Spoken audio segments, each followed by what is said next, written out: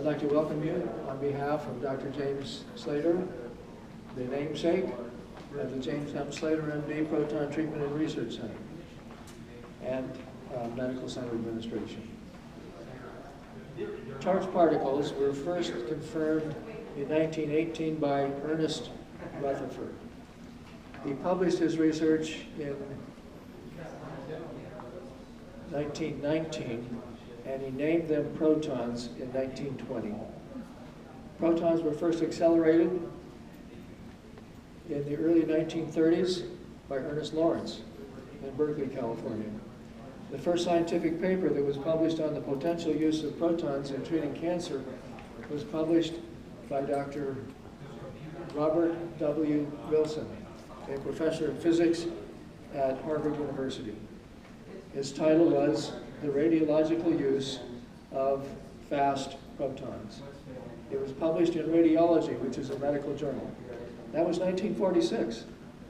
So you see, the scientific community's known about this for a long time, but we didn't have the imaging capabilities or the computer power to use the protons with their precision until we got computerized tomography, magnetic resonance imaging, positron emission tomography, SPECT scanning, some of the sophisticated ways that we can look into the human body now, and even then it wouldn't work without Dr. James M. Slater's computer-assisted radiation therapy treatment planning. So now I get to tell you about Dr. Slater. Can I ask you to speak what very difficult you're competing with these people? Please do.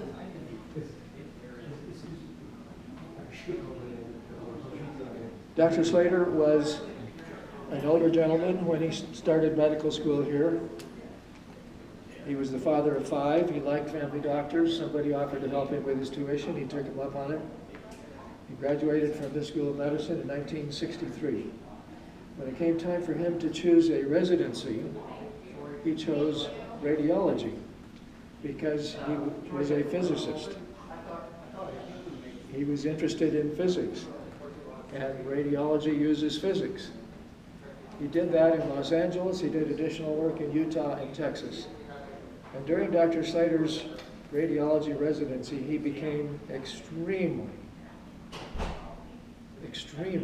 upset at the damage that was being done to his patients by the x-rays that were designed to help them, and the lack of cure in too many cases.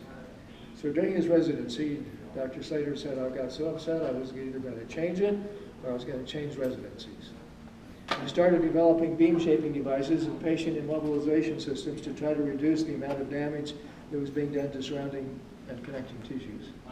In addition to that, he thought of some other ways to improve outcome. He said we need to determine a way to visualize the dose distribution inside of the human body, and we need to determine which would be the best subatomic particle to use instead of x-rays. So when Dr. Slater returned to Loma, he had a reputation. And he was charged with starting a world-class department of radiation medicine here. In the early 1970s, Dr. Slater and his team won international awards and recognition for computer-assisted radiation therapy treatment planning. That allowed him to look into the patient's body and do the treatment planning.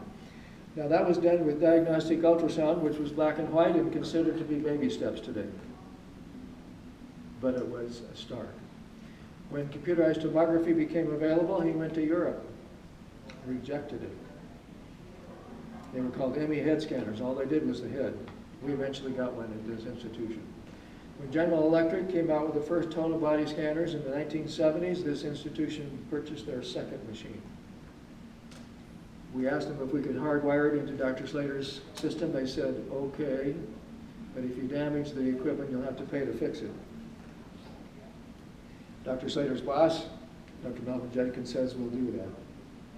Well, we didn't damage their equipment, and soon after that, General Electric started advertising their total body scanners as capable of doing computer-assisted radiation therapy treatment planning. In the early 1980s, the mid-1980s, Dr. Slater invited 35 electronic equipment companies to come to Loma Linda to discuss his dream, this facility. It included the big boys like General Electric, Westinghouse, Siemens, At the end of that, and they were all quiet. 35 of them from around the world, they were all quiet. At the end, he asked if there was any interest, and there was none. There was no interest. He talked to one of them he knew well later, and he was told, this is so complicated, it will be down 50% of the time. They didn't want to be part of that. They said there's nothing that can be purchased off the shelf. It all has to be designed from scratch. It would cost an institution, a company like that, millions of dollars. That would change the direction of the company. So not to be discouraged, Dr. Slater went to the United States Department of Energy, Fermi National Accelerator Laboratory in Batavia, Illinois. At the time, the world's most powerful physics research laboratory. Their synchrotron is 4 miles in circumference.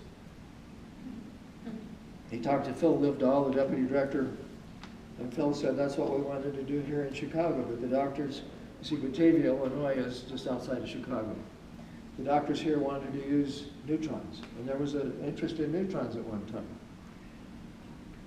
And Dr. Slater says, well, you don't have to convince me, let's do it. So Phil Livedall called 93 scientists from around the world. They came from Sweden, Switzerland, Japan, the former Soviet Union, from across the United States, Lawrence Berkeley Laboratory, Harvard Cyclotron Laboratory, Fermi National Accelerator Laboratory, Brookhaven, Los Alamos, and Argonne, to mention just a few, up to 120 scientists who volunteered their time, paid their own transportation costs to be part of this project. It was an inspiration. You folks are benefiting from that. We didn't pay them one penny. Dr. Slater feels it was providential. You see, they felt that they wanted to do something other than research. They wanted to do something that would benefit mankind. And that's why they were involved with this.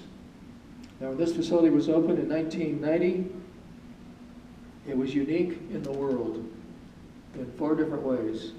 And by the way, this was the only one of its kind in the world for well over 10 years.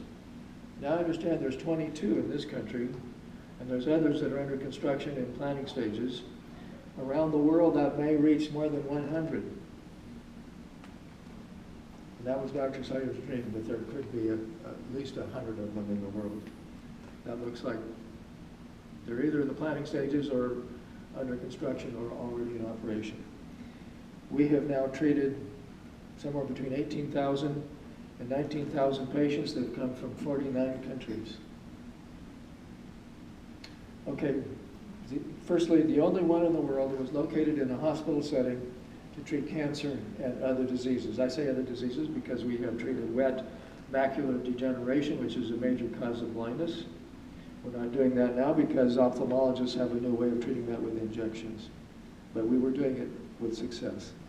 We've treated blood vessel malformations in the brain. They're called AVMs, alveolar malformations.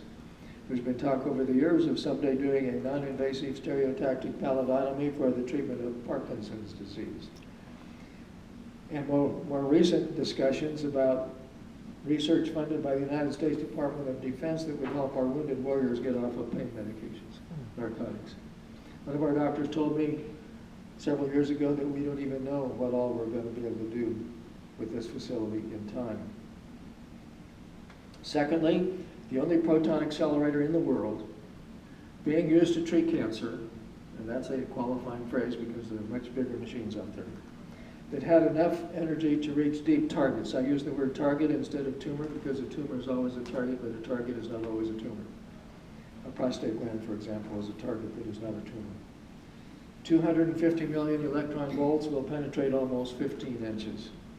There had been more or less 9,000 patients treated with protons on physics research machines that were being used on the side to treat cancer.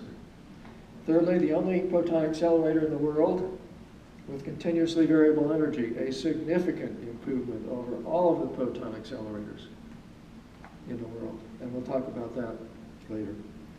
And lastly, the only proton accelerator in the world with what we call isocentric rotating gantries. They aim their beam at an isocenter, which is where the axle would be if it were a real Ferris wheel. You'll see one in a minute. It looks like a little Ferris wheel. So we position the patient with laser beams and x-rays in a body cradle. You folks call it a pod.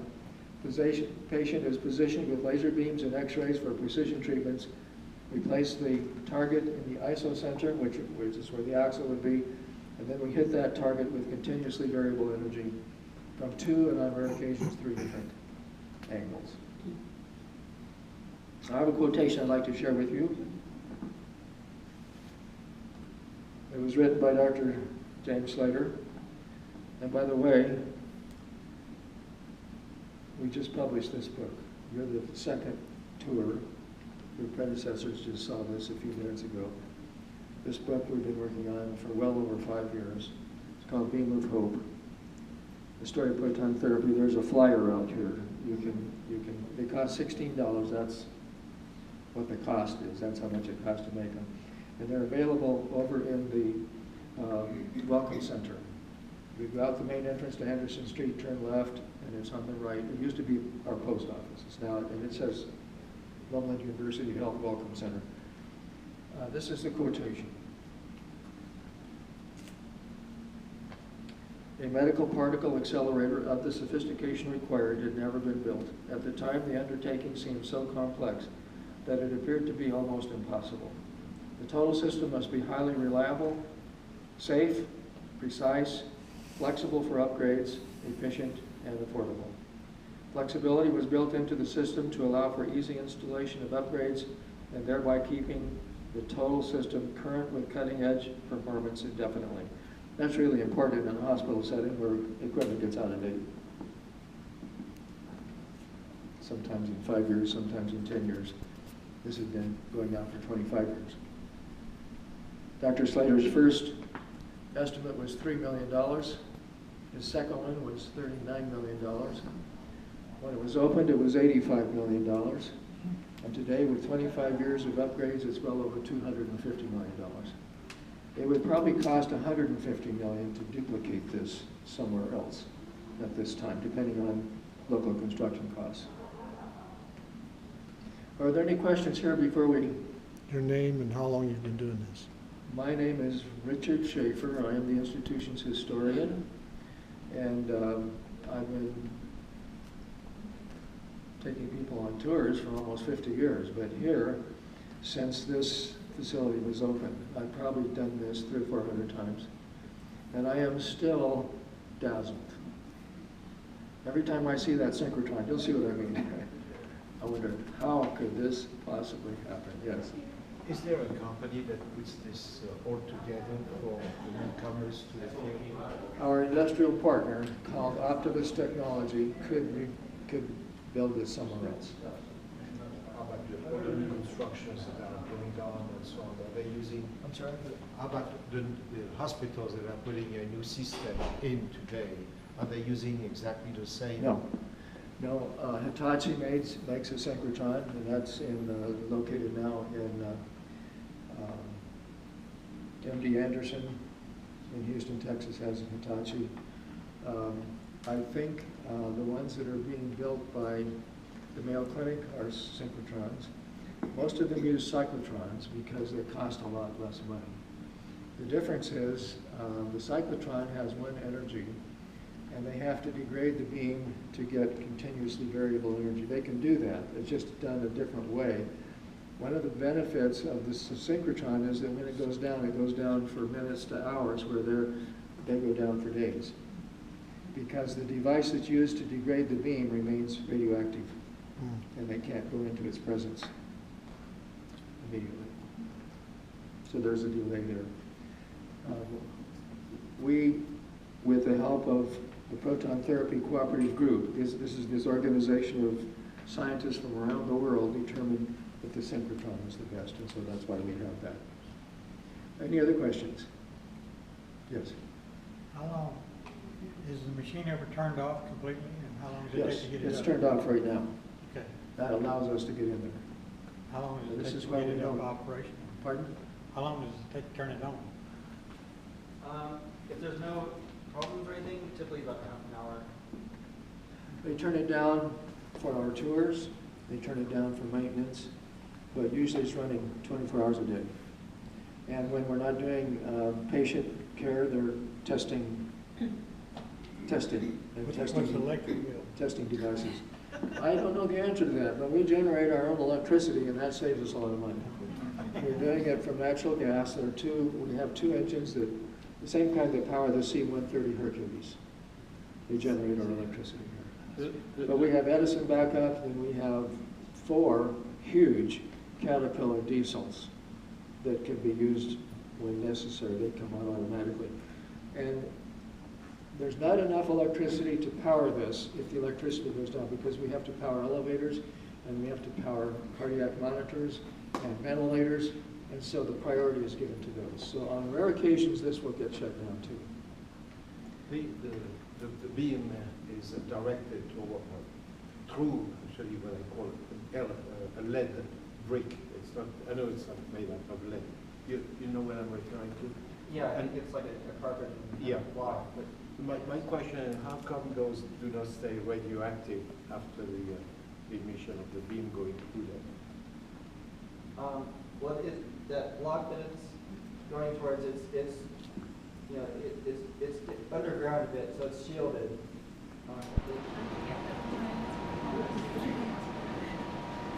Okay, first of all, I want to introduce Ed Saunders. He's my colleague here, and I appreciate his help from time to time. This is the positioning robot. It's the same kind of robot that builds automobiles, although we've asked them to slow it way down mechanically, and then we have slowed it down even more with computer software. So it moves about this fast. I saw this first about 3 miles from here where it was under construction. They told me there was going to be a movable floor. I'd never heard of such a thing. So I had to go back, and I found this turntable. And embedded in the turntable is a track. Now this track is like the track on a bulldozer. As this moves into the gantry, this floor moves forward and goes down out of sight, and that floor comes up. And you can walk on it while it's turning. It's moving so slow. Now this is 2 feet wider. That was 10 feet. This is 12 feet. It took 2 years, roughly 2 years to do this. This floor is probably 3 feet thick. Now they're getting ready to do the same thing in gantry 3 that we just left. So we'll have 2 positioning robots. Now here we have 2 digital imagers instead of 1. They are talking to the computer, which is talking to the robot, and they can position a patient with repeatable precision day after day in half the time compared to the other rooms.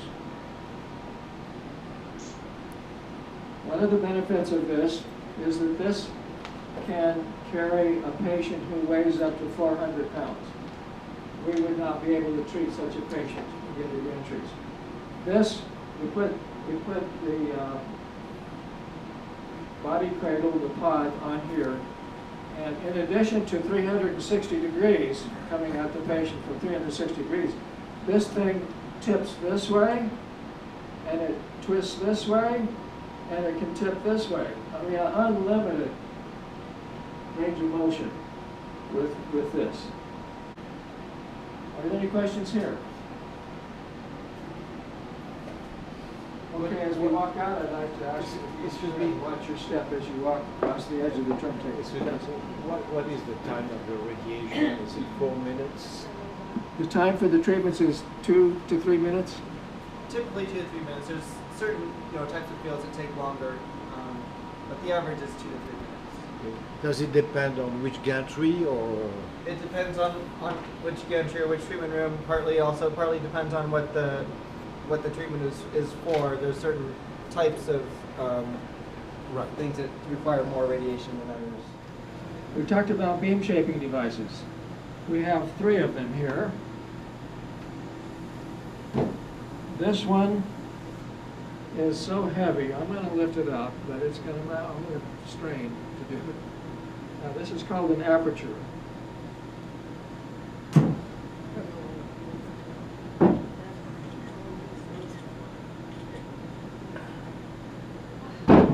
This is the alloy that I was mentioning, and that's the outside shape of a target. The aperture is what's on your camera, which allows the light to go through and create a picture. This allows protons to go through. The protons are coming into this room in a stream about the size of a pencil. It's a 2.2 second pulse, not a continuous stream. They go through 260 degrees. They're actually turned down, and they come up and they come in this way, and they hit a foil. And that foil distributes them evenly to get to the back of these beam shaping devices. They go through, this is called a bolus, and this is a high density wax device that helps us to shape the beam into a three-dimensional volume, and you're able to take these home if you like. If you're a patient here, and by the way, we're treating cancer in about 50 sites more or less, about 70% of our patients, and that fluctuates, are prostate cancer patients. If you're a patient here and you're getting two beams, you will have two boluses and you'll have two apertures. They will have your barcode on them. They have to be read into the computer with a barcode reader, or we can't get a beam in here. This place was overbuilt for safety. Now the third device is a modulator wheel, and it fits right back there. You can see one of them in position. And although your barcode is going to be on here, on one of these, there could be 5 or 6 barcodes on here, because this has to do with the depth of the target, and there could be 5 or 6 patients that have the same depth. Now this turns a little more than 300 RPMs. Those of you who are patients can remember hearing a whirring noise. That's this guy getting speed. Now I get to tell you the difference between X-rays and protons. Unlike X-rays, gamma rays, and neutrons, they go completely through a patient and damage everything wherever they go. Protons are heavy, safe, fast, energetic, stable, subatomic, positively charged particles with mass. Because of that, they will stop at a point called the Bragg peak, where they release most of their energy. I say most of it because they start releasing their energy just before they get to the Bragg peak. The significant thing for patients to know is that there is no measurable damage to the good tissue behind the target. That means less negative side effects. That means greater quality of life. And that's why well over 18,000 patients have come to Loma, London now from 49 countries. This was the only facility of its kind in the world for more than 10 years. Now there's the 22 that I mentioned. They're all standing on Loma, London's shoulders, I believe.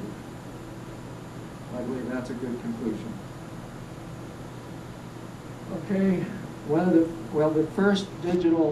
first upgrade we did was to change out the X-rays with a digital imager. So we used to have to take an X-ray, walk it down the hallway, process it, big plastic film, bring it back here and put it up on the X-ray view boxes, maybe make a fine-tuning adjustment on the patient's position, and maybe even take another X-ray. Now that all can be done in real time, like we do with our digital cameras now. We're treating the entire prostate gland. And in that gland, there are not only cancer cells, but there are also normal, healthy cells. They all get protons. They're all damaged.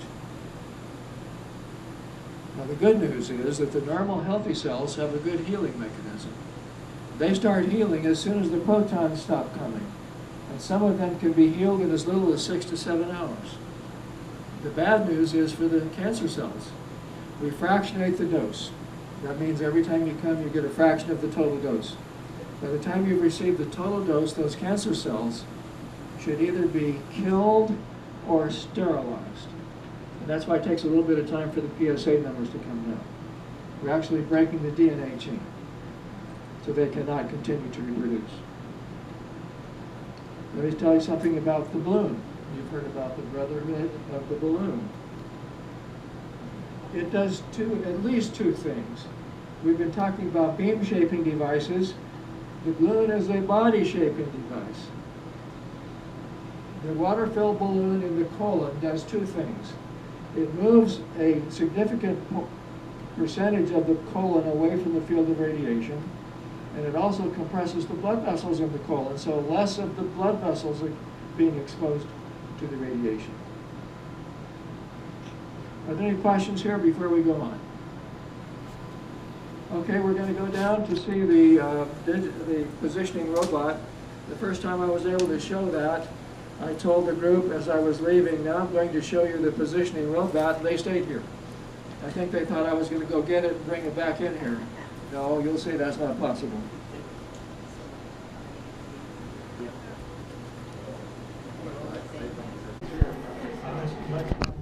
HBL. Yeah, first patient sat in this chair in October of 1990. A woman who had ocular melanoma, that's an almost always fatal cancer of the eye. She got 100 million electron volts to her eye and did not feel it. I've got a group of medical center board members through here before this was open, and I told them this is a $230,000 chair. One of our board members commented on that. He said, "You'd think you'd get more upholstery than that for $230,000. But you can see it's not a regular chair.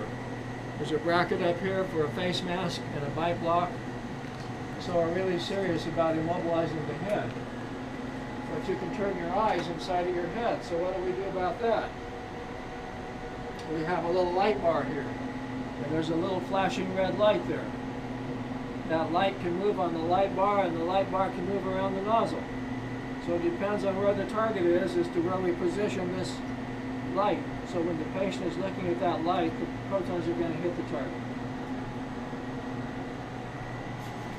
Now there's a second beam line. And this treats other head and neck targets along this spinal cord and prostate. The difference here is we're moving the patient around the beam, there we're moving the beam around the patient. The outcome is the same. Every patient is considered, and in some cases it doesn't make any difference. In some cases it does. For example, if we had a very heavy patient, he would go onto the positioning robot. Or if a patient has a number of different angles, they may put them on there instead of in here. You can see from the face masks here that we treat children. There's Minnie Mouse and Spider-Man. When this facility was first opened, there was a little girl who came here with a brain tumor. Her insurance company said, no, that's experimental. The mother knew about the Bragg peak, and she didn't want her precious little daughter to get conventional radiation on her brain. And so she went to the news media. My office helped her. Put enough pressure on them to get her daughter proton therapy in this way. That little girl came here for a pre-treatment orientation, and she was carrying her little doll with her. And the therapist showed the little girl how this table goes up and down by pushing buttons on a remote control. And she demonstrated it. She asked the little girl if she would like to make the table go up and down, and she did. Then she asked the little girl, would you like for your dolly to go for a ride on the table? Yes. So put the dolly on the table, and the little girl made the table go up and down. Would you like to go for a ride on the table? Yes. Do you see what was happening? When that little girl came back for her first treatment, this was not the scary place it might have been had she not been here in a positive experience before. One of your predecessors, we used to have pictures on the wall over here. We helped to design stealth bombers. We have had NASA flight engineers. One of our patients was Ambassador Joseph Reed, the Undersecretary General of the United Nations, has referred 60 patients to Loma, at least 60. I'll tell you about some of your other predecessors. You know, proton therapy is all about physics. One of our patients wrote a comment. He said, for a physicist, proton therapy is a no-brainer. So the patient who had the greatest background in physics came to us with a 1992 Nobel Prize in Physics from CERN, where he had directed the world's largest proton accelerator. It's now 17 miles in circumference. Goes under France and Switzerland. And he came on one of the two airplanes that becomes Air Force One when the president works. Dr. George Sharpak. One of our patients was It's a German surgeon whose father died from prostate cancer. And he thought maybe he had inherited something. And he didn't want to find out. So he never had a physical examination. When he got to be the age of his father, when his father died from prostate cancer, his wife, also a physician, insisted that he get a physical. His PSA was 436. So she wanted to find the best German hospital and the best German surgeon to take care of her husband's prostate cancer. He had a radiology colleague who said, "You don't need surgery, all you need is Loma. Now this German surgeon had never heard those two Spanish words before. So he thought maybe it was a new drug. No, it's a place in California. So he contacted his daughter, also a physician, working on the East Coast on a residency or a fellowship. And she looked at our website. In 15 minutes, she decided her father needed to apply to come to Loma. And she started translating his medical records into English. That was well over 10 years ago. That man considers Loma to be his second birthplace. Now with a PSA that high, he would have had more than protons. He probably would have had x-rays or photons, and he probably had hormone therapy, but that was over 10 years ago. He even joined the faculty of our School of Public Health. He comes back every year. When our synchrotron, and you'll see it in just a few minutes, was commissioned at Fermilab. That means they successfully extracted a beam. Call that a commissioning. There was a front page story on the Wall Street Journal, on the front page of the Wall Street Journal. Now, I used to work with the news media. I know they like controversy. There was controversy in the headline. It said, "Boondoggle or bust." Although the story talked about the successful treatment of cancer with protons at the Harvard Cyclotron Laboratory, halfway through the story they called our synchrotron a contraption.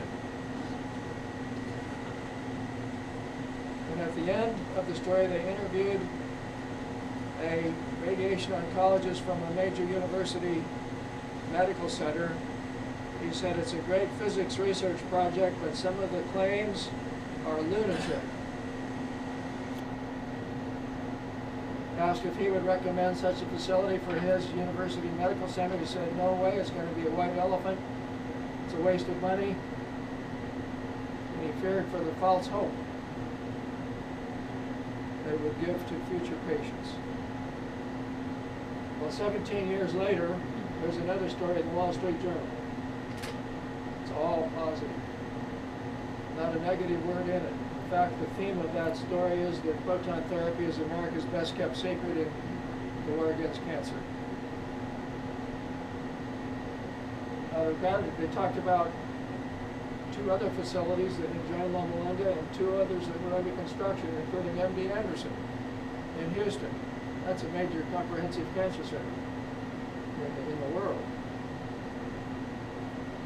Out of gratitude, one of our patients, Dr. Terry Websick from Orange County, wrote a letter to the editor that was published within days.